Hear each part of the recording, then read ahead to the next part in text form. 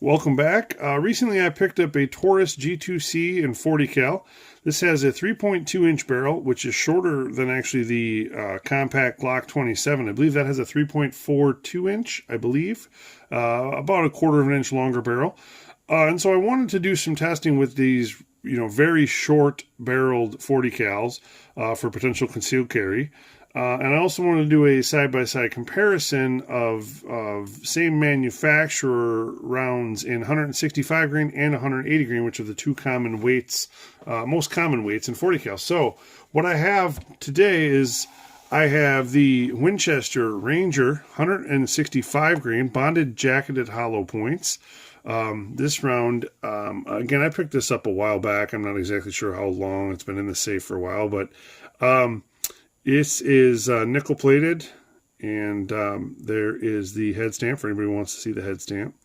And this 165 grain bonded jacketed hollow point, I'm going to put up against a Winchester. This is a white box. It's 180 grain bonded jacketed hollow point. This has an interesting story. I picked this up pre-COVID, and it was advertised, I believe it was from SG Ammo, or if not from that company, from a very similar type of company, where it was a government contract overrun round is how they listed it. And supposedly this was a Canadian government entity. And normally these rounds are loaded in that nickel-plated brass, but these are just plain brass because that's what that contract called for. And being an overrun, these were just excess boxes that were available for the retail market. So again, I picked these up quite a while back, but I thought it'd be interesting to put the 180 grain versus the 165 grain and see how they perform. So stay tuned for that.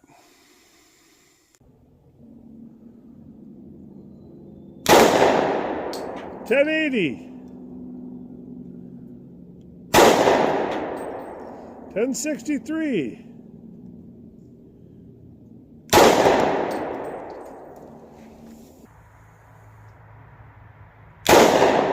$10.32,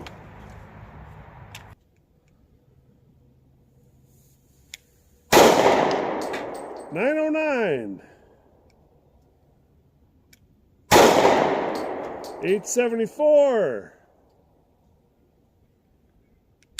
$8.79,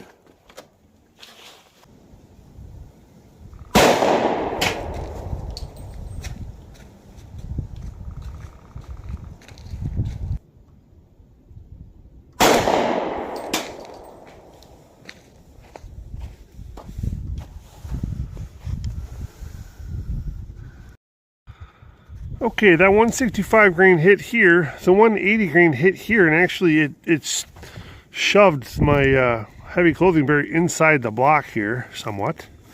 So it brought some of that in there with it. So top down, this is the 165 here, the 180 is below that. These are these farthest tracks here in the block. They go into the second.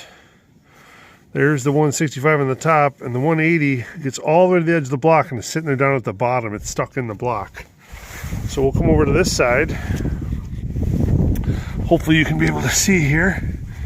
The 165 is this top track closest to us, and the close one here on the bottom, which looks like it didn't open. If it did open, it didn't open until a couple of inches into the block here.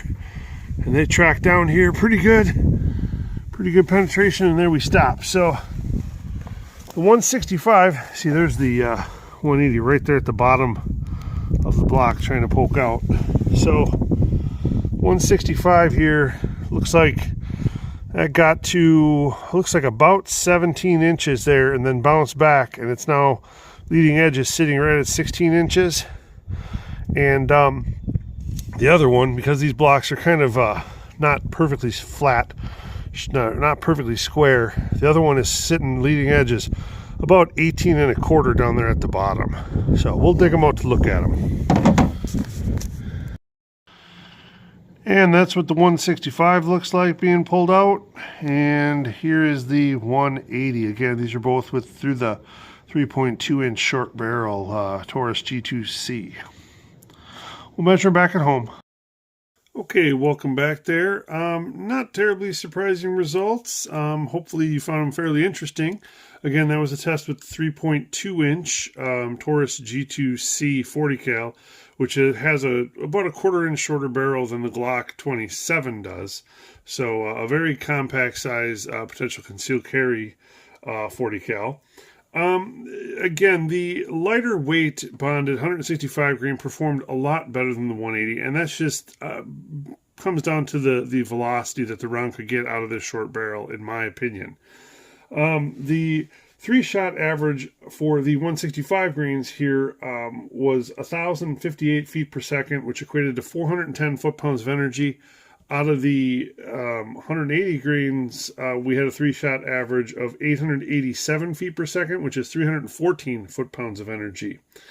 I have 2 of the 165s here visible, and I'll put up a couple of pictures here as I'm talking because this round was taken the same time as this round was, but a week prior I was at the range, and I don't have any video footage of it, but I did take a shot into a block that had a lot of tracks in it, so it wouldn't have been very good visually anyways, but this was the result from that one, and you can see the talons on this. It's still it's not called a T-Series, but it does have the talons like the T-Series does, and this is a bonded round. So even with that little bit of denim plug in there, you can see this one performed quite well.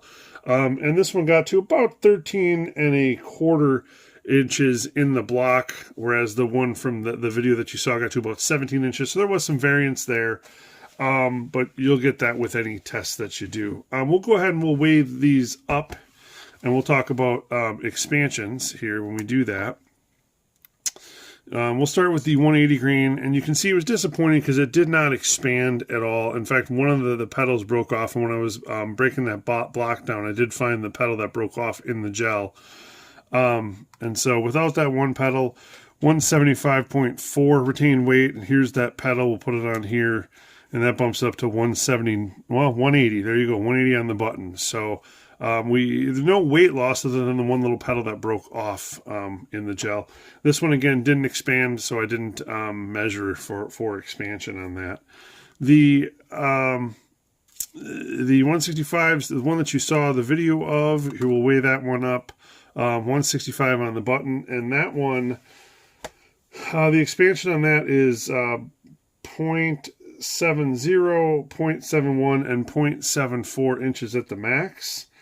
And the one that was taken a week prior here, 165, again, right there on the button, and that one expanded to 0.72, 0.73, and 0.74 inches at the max. And again, for 40 cal, these guys performed well on the block, a lot of damage. I'd say quite a bit more damage even than the 9mm HST tracks that were in the block there. These talons are wicked sharp.